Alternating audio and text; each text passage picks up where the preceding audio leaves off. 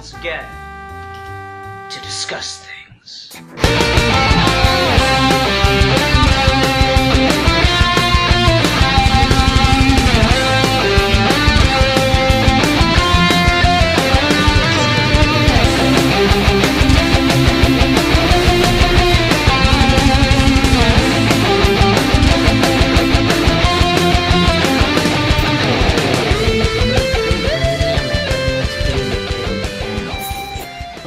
Hi everyone, welcome to another episode of Geeky Gentleman Fan Project Reviews. I used to just call them fan film reviews.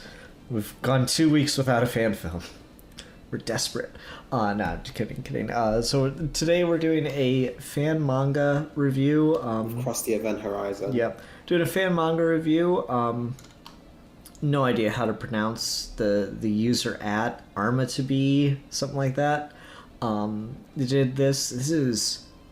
This is even, like, I knew it was pretty long. This is even longer than I thought it was. It's like almost 200 pages or something like that. Like 150 pages almost. And it is just called Namek. And it is a reimagining of the Namek / Frieza saga with a greater, or with a focus on Bulma and Vegeta. I guess the way to describe this is if Toriyama had realized that he was going to couple these two up and had decided to actively set that up before the Android Saga, because those were all, of course, decisions that he had not made yet, and he didn't even give like an inkling of a note. Bulma famously gets dynamic and does nothing, almost.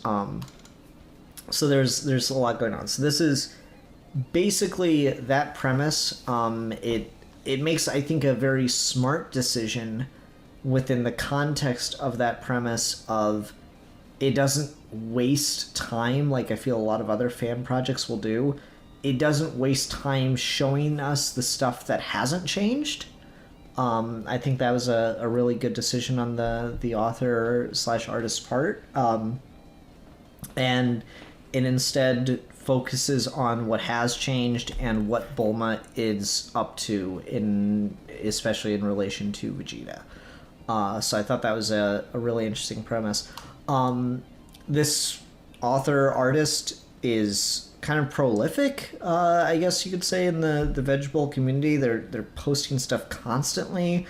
They have a more not safe for work-ish, I guess the proper descriptor of it would be mildly erotic romance comic with Bulma and Vegeta called Pillow Talk.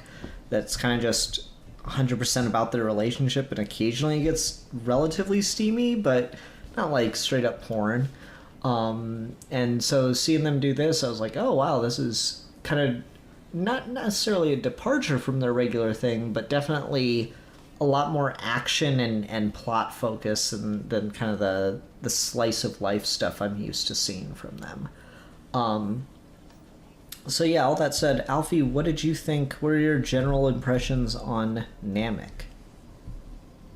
Well, this is something that Dragon Ball fan comics, a lot of the time, are normally always gorgeously drawn, but I'll have like an issue with here or there, minus some exceptions with like Dragon Ball Sai or something.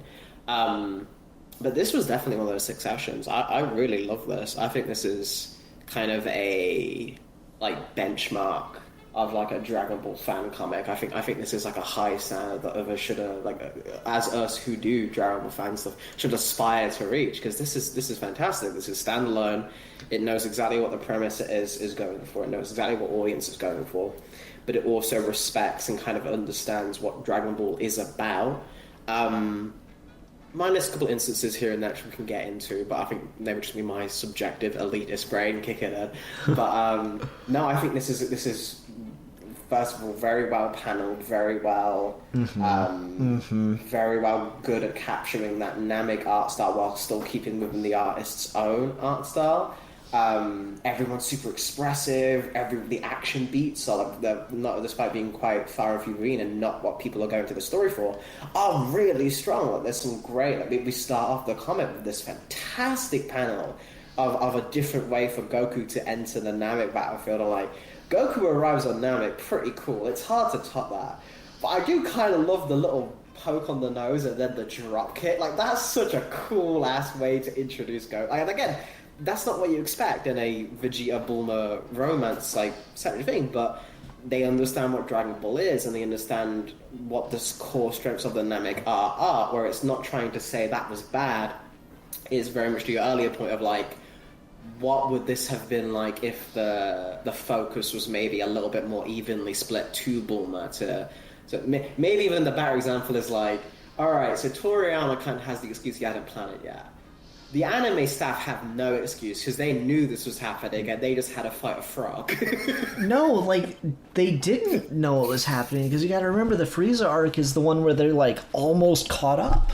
Like, they had to keep adding, like, so much to the fight and it almost killed it because they were, like, just a couple weeks behind at that point. You know, that they really were close. They didn't have like Trunks showing up to fall back on at all.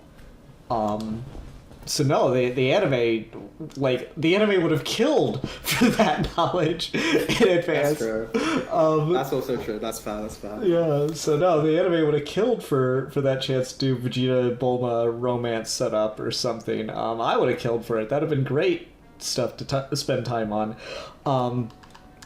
But no, like, it's really, really fascinating to take that premise and do it. It's funny because you and I, like, well before I'd ever heard of this or seen this, you and I had a conversation about, like, okay, if you were to go back and redo Dragon Ball and do stuff, like, what are changes you make?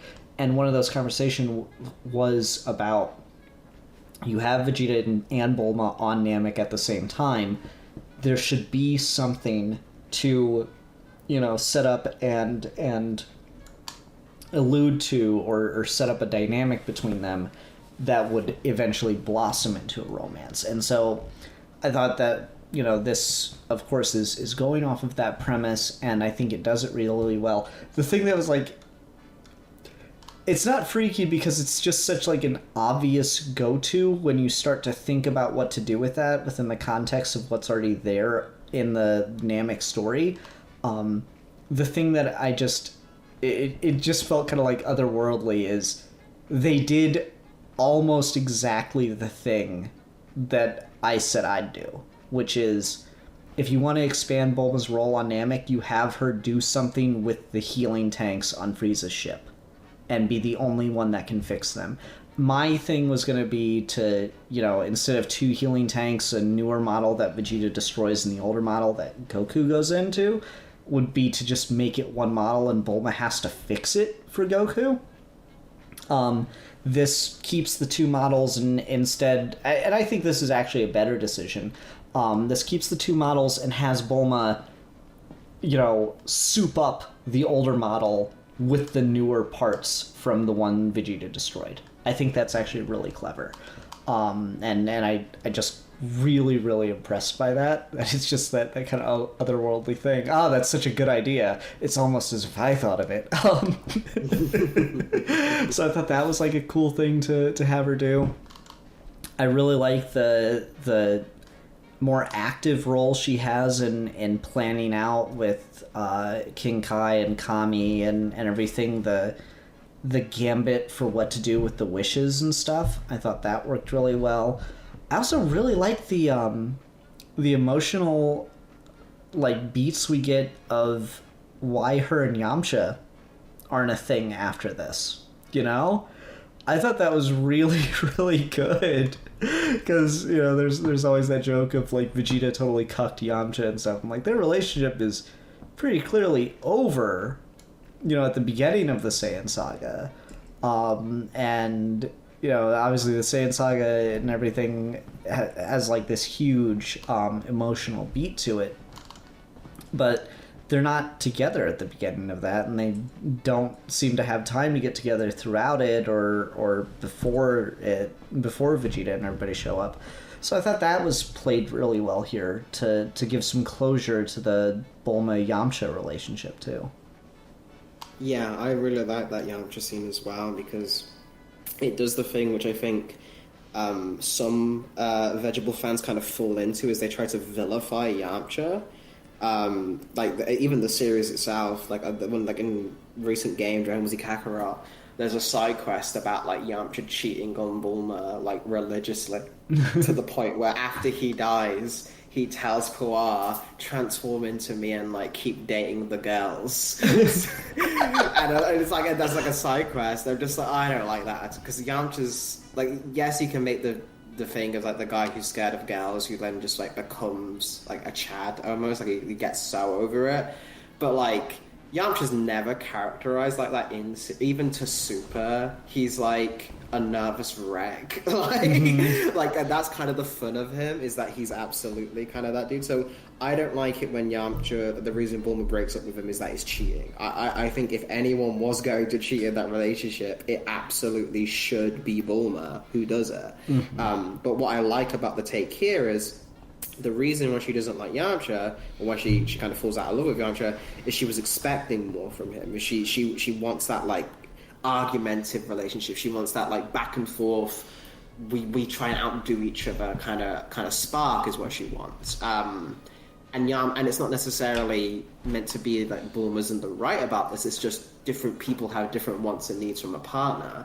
And Yamcha wanted kind of just the idealized kind of homey, quiet life, where Bulma's a fucking adventure addict. Like Bulma's an adrenaline junkie. Yeah, Bulma needs that absolute constant source of like intrigue, which is what Vegeta will always represent. It's why in Super, like they're always like back and forth for each other, but because that's what they both need. That's what they both like from someone, is they'd like someone who won't take each other's shit. And I think that was a very mature and very well done way of handling, especially because it then doesn't end. They don't end on bad terms. They end, we're still friends and stuff, which I think also makes sense because it keeps kind of the continuity that when they like when they end in like the saying, so when Trunk shows up, Yamcha has that really sad line where he's like, "Oh, maybe he means we should get married." But like, so if they're still friends,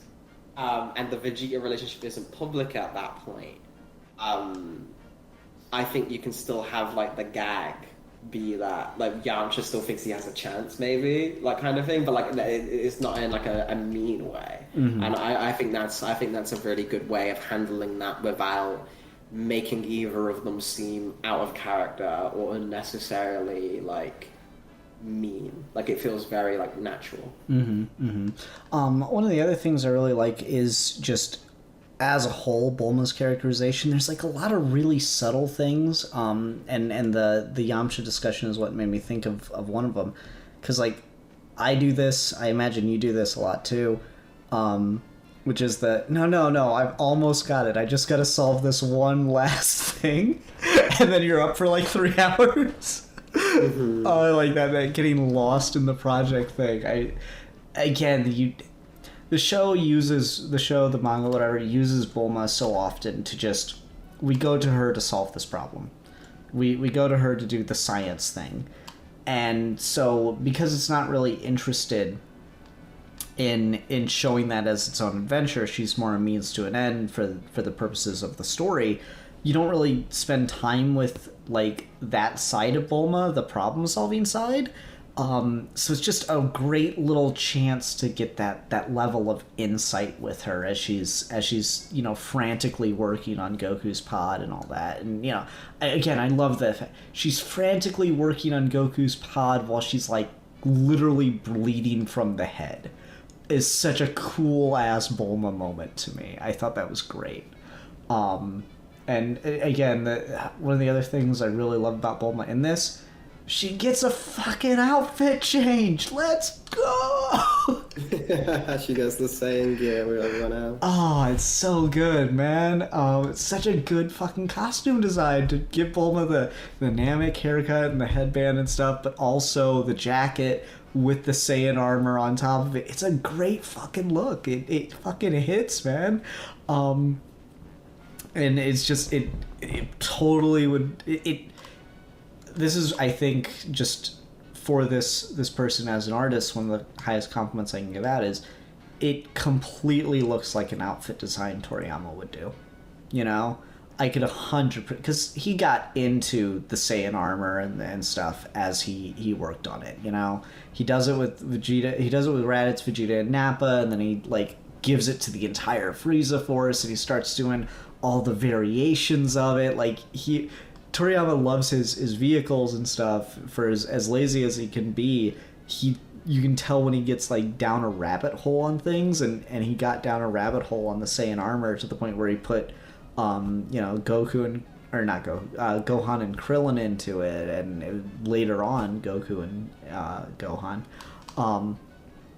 So it's 100%. From a story point, it makes sense to Bulma to wear it because she's eventually going to make copies of it. Mm-hmm. I didn't even think about it on that one card. Yeah, it's like she'd be like, oh wow, this is actually, she had hands-on experience with it. Obviously, she got Vegeta's armor to base it off, is what she says in series. But like, this gives it that extra thing. Is like she could tell the benefits of it herself, kind of thing, that would inspire her to make that. Because she didn't tell Vegeta she was going to make these new armors. Like, he was surprised by it as well. Mm-hmm. Mm-hmm. Yeah, so it's a really, really cool look for her. And I really like a lot of the choices that are made here. So this is one thing I want to talk about and kind of get your thoughts on. Because when I first saw snippets of this, I thought it was very much, okay, it's giving Bulma expanded role on Namek, but it's not changing the story on Namek. And by and large, that's not exactly the case, but it's close. Because what this ultimately is doing is giving us an alternate Namek where most of the events that we're familiar with still happen. Some events are changed very particularly. I guess the immediate one, probably the one that honestly angers the most people in like power scaling community and stuff is the way like the Ginyu body swapping situation goes down, with Bulma fucking sniping his ass. But let me ask you that, like, do you think that this is stronger for making like very definitive breaks and changes without changing the overall narrative, or do you think this would have been a little bit stronger if it went to pains to have the only changes made be things that directly affect Bulma's role in the story, but everything else would slot in continuity? I think, honestly, some of the weaker aspects of this are those more direct changes. Okay. I feel like I think the Ginyu thing was the one that stood out to me, but I can give you it. Like, that was one of the first ones that stood out to me. I can give you that one. I'm like, okay, yeah, you want her to have like a win. You want, like, I like when Krillin says, she's never going to give up on this. And you still keep, the main thing you keep is the front gag. So like, as long as that stays, and you get almost kind of an in-joke about for some reason, Ginyu and Bulma always kind of have a fight. Like, I think that's kind of funny. So I think you can keep that one. Yes, it's weird that but again, Ginyu wasn't on guard and he was weakened, so who cares? Like, the bullet can fucking just injure his head. It's no problem. No, even the laser energy rifle, whatever, so it's fine. Not bothered about that. The ones where it got a little too much for me is where it started messing with stuff like Vegeta's death. And when we started giving like more things to like specific examples of like when like Vegeta and Bulma have that like thing where he tries to put her in the pod, and then they have this whole little thing of like, oh, Gohan didn't go back for Bulma to make the wish. I'm just like, why wouldn't they though? They went back for Dende. I don't like. Those are the examples that feel to me as a little bit like you're kind of hurting what you've got here. Because the character work is what's so strong. You should let Toriyama tell the story, and you just fill in the things. I think some things like you want Bulma to. The big change that I can give it, even though I'm kind of sad it's gone because I like the gag, is like there's a gag in Resurrection F that Bulma's never seen Frieza, and she's like pissed about it because like he come to Earth twice and she never got a chance to see him. I think it's really funny because then she goes to see him with Trunks and Trunks has chopped him up, so she has no idea what Frieza looks like. I think it's really funny, but if you're doing the scene like this, narratively Bulma has to see Vegeta's death, so you have to have her see Frieza. Okay, whatever, change, fine. The problem becomes to me is when you have like Vegeta pull Goku close and tell him like don't go to. Bulma's not on Vegeta's mind when he dies at that point. Like I think there's parts here where it goes too fast with their relationship set up is my main thing. I think I could definitely agree with that. Like I like the moment of Vegeta like. The one that I was kind of on the fence of, but I ultimately come away really liking is Vegeta putting Bulma in the pod and kissing her, saying, lend me some of your strength. I thought that was, that would probably be the one where it's like, I don't know, especially Namek Saga Vegeta probably wouldn't do that, but like, ultimately, as I read the whole piece, I thought that moment was earned enough, because I thought by that point they had built up enough of a dynamic that he would do something like that by then. But you're right, like the death moment and some of the things on that regard did start to feel too generous to the development of their relationship. That those kind of things started to feel too far.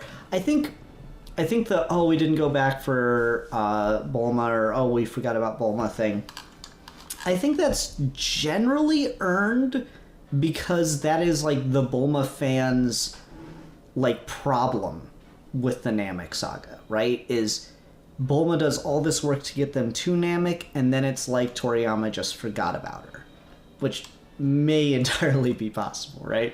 And so putting that criticism on the characters of Gohan and Krillin, I think is relatively fair game depending on how you do it. I thought it was fine how it was handled in regards to Krillin, because Vegeta has a brief interaction with Krillin about that subject.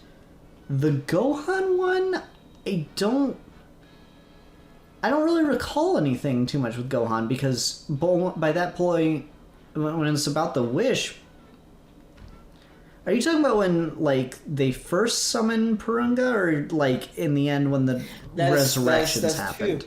There's two moments where that sticks out to me on the Gohan point. Okay. There's the Vegeta comes here angrily to the wish, and they have a bit of like, oh, he's angry because we left her. And I'm like, no, Vegeta's angry because he wants immortality. Like that needs to stay. Again, on its own, whatever. That becomes an issue where it's paired with later on. Is Vegeta has that like when Vegeta brings up the mini tickle Bulma, Gohan's like, oh no, but Piccolo first. And I don't think in that situation Gohan would say that. Okay. I think Gohan would be like, oh yeah, no, we'll heal them both. Like the two of them feel to me that it turns a little bit, and again, we've all got our biases, but it feels like it turns a little bit to the fan being annoyed at the characters and kind of taking it out on them when it's not. Like Gohan and Bulma have a good relationship. Gohan really looks up to Bulma. I don't. And he saves her life on Namek. He's the one who gets her to the ship. So I feel like that did kind of be like, you kind of not representing this character well, because you want Vegeta to have reason to be angry at them for Bulma. And again, it feels a little bit like you've got good reason here already for why Vegeta likes Bulma. Like, I think the whole undressing scene is I fantastic. like that one a lot. Like that's fantastic way of that's how Bulma would instantly turn the tables on Vegeta because he is Vegeta's like me. Vegeta can't handle sex. Vegeta is like me, where he's instant like one of the things that Vegetable fans and the line is kept in here, which is one of my favorite Vegeta moments, and it's sad that the dub didn't keep it. Is like when Bulma gives him that flirtation when they're on and he's like kneeling against the tree. He calls her vulgar woman, and it's kind of the catchphrase he keeps for her. That's his little nickname for her, is vulgar woman. And I like that. I think that's cute, and I like that Vegeta is kind of like he's so the dude won't ever take his fucking gloves off. Like Vegeta is so like the no gloves stay contact. on during sex. Yeah. Like Vegeta is absolutely he talks a big game. But like when it comes to like stuff like that, he's absolutely hopeless. And Bulma again has been using her sexuality to get what she wants since Dragon Ball. So I think that's a very natural dynamic that those two have that is in series. So I think that's smart to play up. You don't need to keep adding these extra things of like he already is doing it for her. Again, it's sweet and it's not doing it for anything other than like the author just wants it because she likes the vegetable content and like you know what, or they like the vegetable content. Like you know what, hell yeah, you do what you want to do. But like if I am trying to objective like be critical as like a piece of work, if this was like a original Dragon Ball fan manga that came out, and again like the Yamcha manga or something, there's enough pages here for that to be the case. Like there's enough thing for this to be legit, and it's the artwork's fantastic and everything. That would be an issue I'd bring up. Is I'd be like,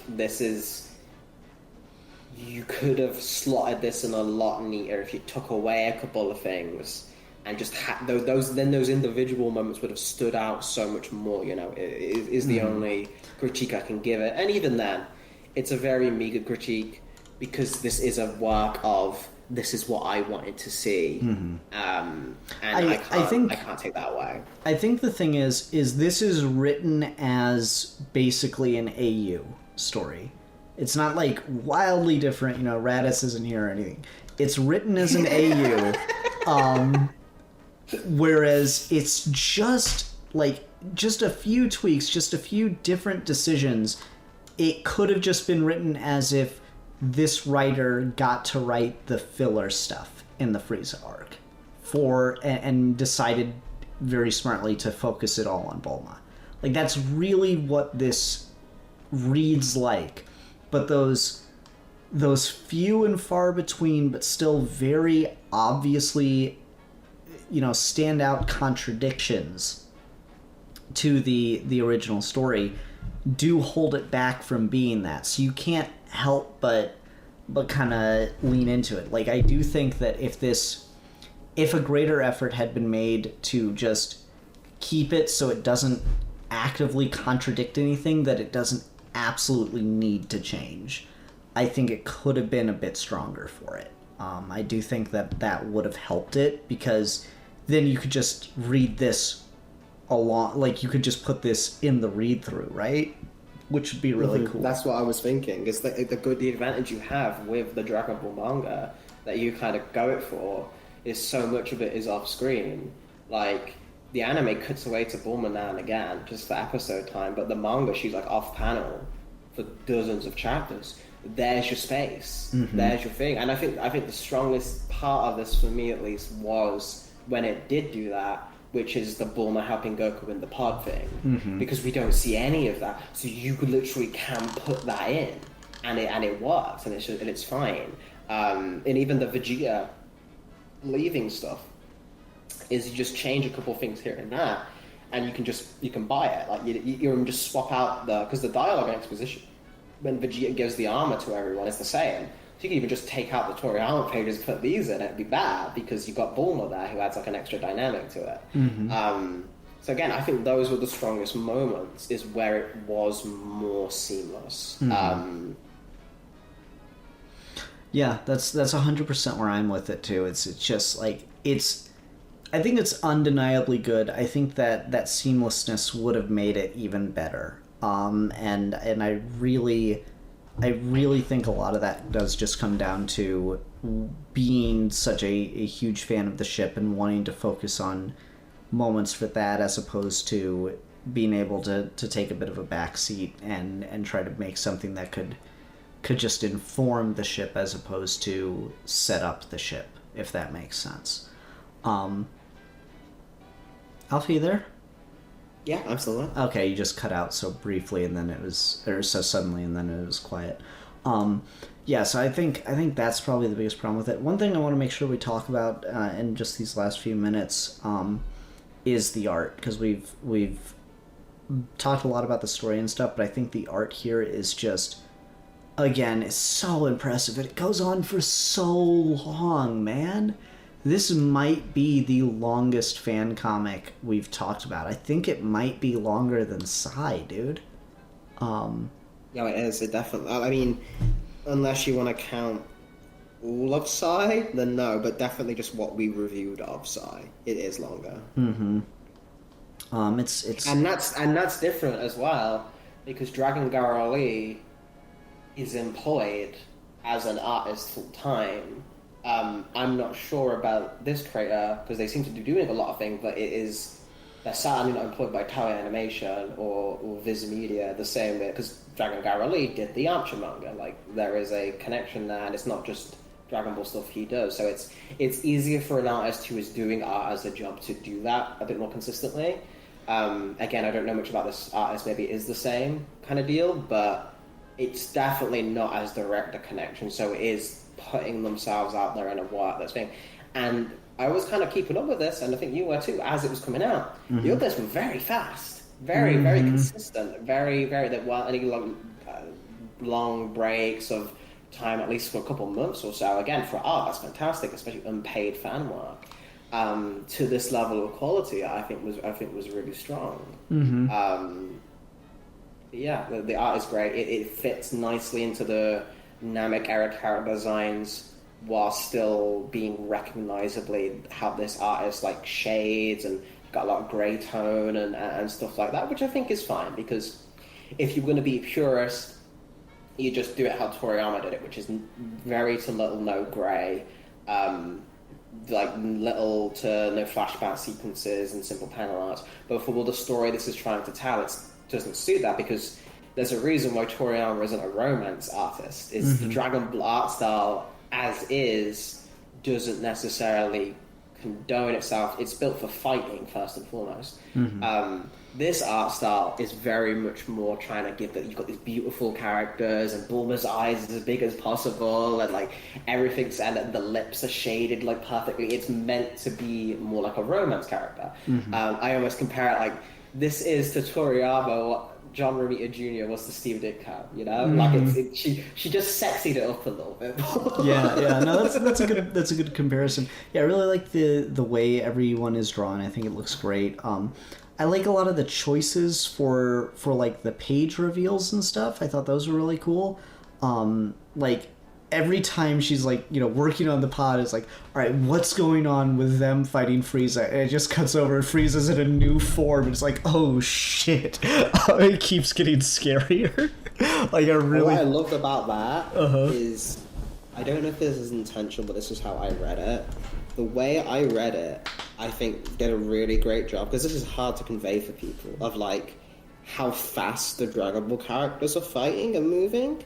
Is from Bulma's perspective, they'd be going through those fucking forms like bam, bam, bam. Like, she'd have no idea what was going on, because it's just happening so fast. Like, she can't keep up with the super speed of how they talk. Like, again, the Frieza Goku fight happens in 5 minutes, or just like maybe a little bit. But I know it's the joke, but that in the manga, that's how you're meant to take it, is that's how fast they're moving, and that's how fast they're talking. It's comic book time. It's the same thing as like a Flash comic. But like the fact that Vegeta and that initial fight against Frieza would be from a regular person's perspective, like Frieza's just like this incomprehensible morphing blob that just keeps transforming. So it's just really cool seeing all that stuff. By the time you get to like the Super Saiyan Goku versus Frieza stuff going on screen, I love that they got in my moment of Vegeta from the filler stuff where he gets like that last little fuck you to Frieza. It's good shit. It's good shit. He has Bulma in his arms and like gets to kick Frieza, and Goku's like swinging him away to try. I loved it. That is, I did like is 100% fan indulgement. probably one of the things that I thought was really good, despite me just saying about like because I like a lot of the Goku stuff in this. I think this is a rare thing where like a very Vegeta Bulma focused thing still does Goku right. Mm-hmm. Is because people kind of sleep on like Bulma and Goku are brothers. Like she's his big sister. Like she is the first character he meets. She's the first like different person from his grandpa. She is who informs him of everything. She's who he always goes to for help.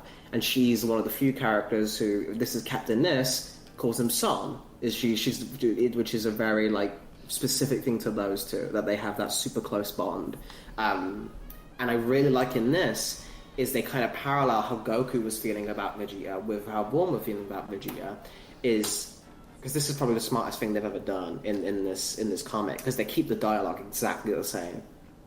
Is when Frieza kills Vegeta, Frieza says, "Oh, did you care for him? Like, was it close to you?" kind of thing. Like, and it's to Goku, and that's from the manga. But the way they panel it, and they cut to Bulma's reaction to it, when Bulma gets King Kai to talk to Super Saiyan Goku, and Goku, as a Super Saiyan, explains what the fuck is going to happen to Frieza, and Bulma just like, when she hears his argument, is like, yeah, do what you gotta do. Yeah, no, that was my favorite one of my favorite moments too, where she's like Bulma, talk some sense into him, and Bulma's like, fuck him up. Yeah, do it, son. It's like the way she says, again, that's a very good moment of like Bulma and Goku at the same time. I know it's weird to compare it because it's a romantic thing, but again, it's the rivalry, like the bond that Vegeta's two closest connections in Dragon Ball are Goku and Bulma, right? Like before his children, like before we get to the kids, it's those two. So it has to, you have to deal with the fact that not only is Goku kind of seeing the potential for what Vegeta could be and then losing it to Frieza, so is Bulma at that same time. And I think lesser writers would have kind of ignored the Goku part of it. But I think by bringing in the Goku part of it and showing how much Goku also didn't want to lose Vegeta right here, it enhances the emotion of the Bulma thing, because you've got both these characters who have started Dragon Ball losing this new character who kind of thing. It's very poignant. It's very emotional, and it's probably my favorite scene in this thing. Is that just panel exchange after Vegeta dies, and you see the Goku panel, and then you see the big Bulma panel, and she's crying. I love that. Yeah. Kick his ass. Yeah, do it, son. Just do it. Gotta have that. Bulma should say that to Goku when he's about to fuck someone up in Super. Someone just do it, son. I don't know what about that. It's just so hype. It is. It's really good. One of the other things, I like the color images we get for this. The the little chapter covers. Yeah. The one of them riding the little motorbike thing together was really cool. I'm gonna use it for the thumbnail. Is the Bulma sitting on top of the Dragon Ball, like tied to her leg? It looks so good, and she's got the gun. Yeah, that's my shit. I fucking love when Bulma plus guns equals good. Let's just absolutely go with that. So yeah, that was really cool. And you got your thirst trap one too with the underboob, which is kind of funny. But I really like the full color images too. If they want to give themselves a huge ass project, you just can't get it out of your system anymore. You missing your Namek. Go back through it and just color it. Fucking goddamn, it's so pretty. Fiend. Yeah, but I don't know. I really enjoyed this. Obviously I do have complaints that we cited, but they did not detract from my enjoyment of it. It's still a fan work, and so obviously you're allowed to do whatever you want with that. I guess the only remaining thing I wanted to make sure we talked about is, what did you think of the epilogue that we get to this? I think the epilogue was really sweet. To me, that's kind of why, because I know you said that you were conflicted on it, but then you warmly came around to it. To me, I think that's when their first kiss should have been.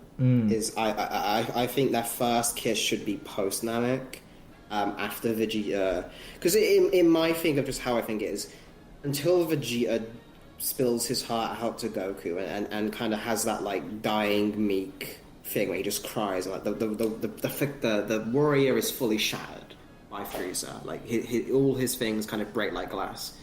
He doesn't deserve happiness at that point, kind of thing. Like he hasn't earned it. He hasn't bared his cross, as it were. Like he hasn't suffered in the same way that he's done to others, especially because on Namek he is killing children on panel. Like you have to keep that in mind. Like you can set up, but you go too far with it, and you kind of forget. And again, Bulma's the right character to do it, because Bulma cares, but ultimately she doesn't care that much. Like she's still kind of morally fucked herself.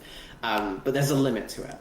And they bring it up in this thing of when Bulma's saying like, to go easy on these guys, kind of thing. It's like, well, you should have seen what you and Gohan found in the Namek village you fucking killed. You should have a problem with that. Like, to me, that's where like the putting in the pod, and like I like the strip scene, but I think the kiss before he leaves is too much. And if it was on the epilogue as that final page kind of thing next to the armor, and he's now wearing the shirt, I think for me at least would have impacted a lot more as like, now the prince has the Saiyan saga Vegeta is dead. Now this is this new character. Now Vegeta is starting his new life, and Bulma's helped them do that, and that's when they get the kiss, and which obviously I think the implication is meant to be as well, just timeline wise as well. It's like, this is where we're leading to Trunks. Like this is where we're leading to the baby. Yeah, because they start to undress each other and stuff.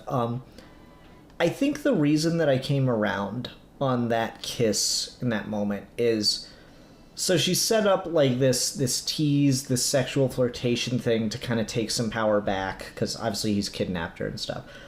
She set up that tease moment, and then like she very directly says, "Oh yeah, I mean, sure, I'll be ready for you whenever you're not distracted with your like revenge scheme." She's pointing out that like he wouldn't be able to have sex with her right now because he's too wrapped up in all the crazy scheming and stuff. And that kind of sticks with him. Is like, oh no, I could totally fuck right now if I needed to. Like that's kind of a thing that's going on with him for the rest of the book until that moment. And so I think the thing that sold me the most on the kiss in the pod is it's non-consensual. It's Vegeta takes a kiss is the thing, because from like she's kind of gotten into his head, and he thinks he needs that in order to fight Frieza. He needs to have at least this part out of his head. At least that's the way I interpreted the scene, and that's why I thought it worked. It's not that he deserved a kiss at that moment.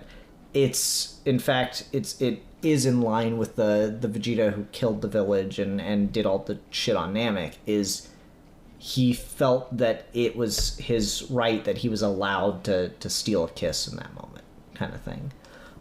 So that's kind of why I felt like it worked for me. Though I initially, I was kind of like skeptical of that moment, but I do think the highlighting the fact that it is non-consensual, it is drawn to show a very non-consensual kind of methodology to it, I think does help it.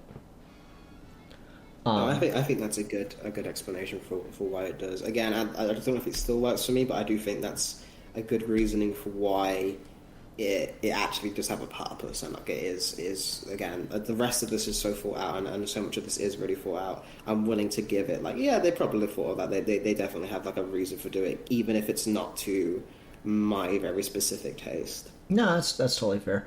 All right, let's go ahead and go on to ratings. Alfie, you go first. Well, I mean, again, I can't sing its praises enough. This is a really fun read. I'm kind of a Dragon Ball elitist when it comes to these things, I'll say. Again, I respect the artist of all, but I do have less sympathetic things to some of the Dragon Ball fan projects. So, again, I've got a very specific think of how that should be written. But this is a really great job of, it's definitely not something Toriyama would have ever done, but that's the appeal of it, and it doesn't veer so far away from it that you forget it's not Dragon Ball. Again, this is funny, because wow, it's one of the things I do want to make. It is a funny manga which is again a really important part of Dragon Ball. You need to keep that humor, especially with a character like Bulma, who is so over the top and so loud and crazy. You have to respect her by doing that. You can't do a mellow take on Bulma. Yeah, she always needs to be kind of going on 550 miles an hour. So I really enjoy this. The art is phenomenal. The length of the thing is not too rushed. It has a complete ending, which is so good to be able to say about a fan comic.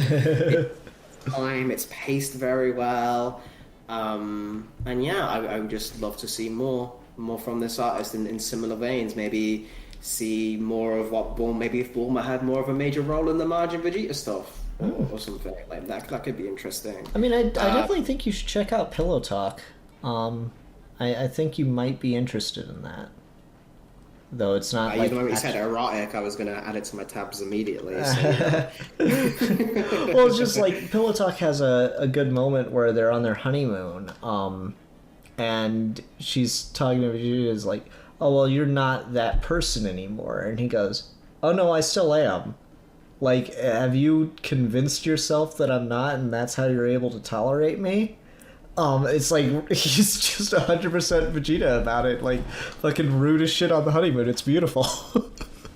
Pretty good. I'll definitely have to check that out. But yeah, so for me, I'll give this 5 out of 5 Goku dropkick intros. Nice. I really hope that it's the same. Like, I get these things confused. I'm pretty sure Pillow Talk's by the same artist / writer.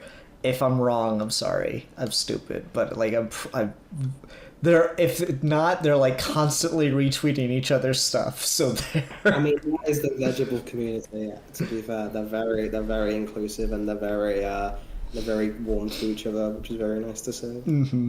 All right, and anyway, for me, I absolutely adored this. I thought it was really, really good. Just really great time. Again, a million praises for finishing it. Like, this is a huge undertaking when you really think about it, and the fact that it's done is just so impressive. So many fan projects like this would just not even be close to finish. Like, they'd maybe get to freeze the second form, and that would have been, we had a pretty good run. Like, even my favorite Dragon Ball project, DBZA, I hate to say it, guys, it's incomplete, it'll always feel incomplete. So the fact that this is a finished project with a very intentional scope, and it made really wise decisions along the way, I cannot praise it enough for that. That is absolutely brilliant. So that being said, I'll give this 5 out of 5 fake Dragon Balls, because I like that detail. Yeah, because that's a really cool idea. Yeah.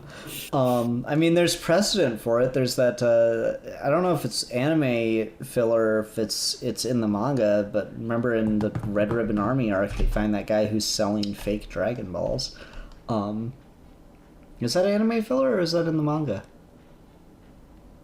I think that's anime filler. No, fuck it, there's anime filler precedent for it, so there. Anyway. So everyone, thank you very much for watching. Alfie, what are we going to be reviewing next time? Next time, I figure we should keep the little Dragon Ball theme. Okay. Because there's quite a lot of this out right now.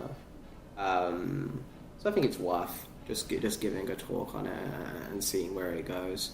And that would be... do I want to do that though? Because I don't want to just do pure negative.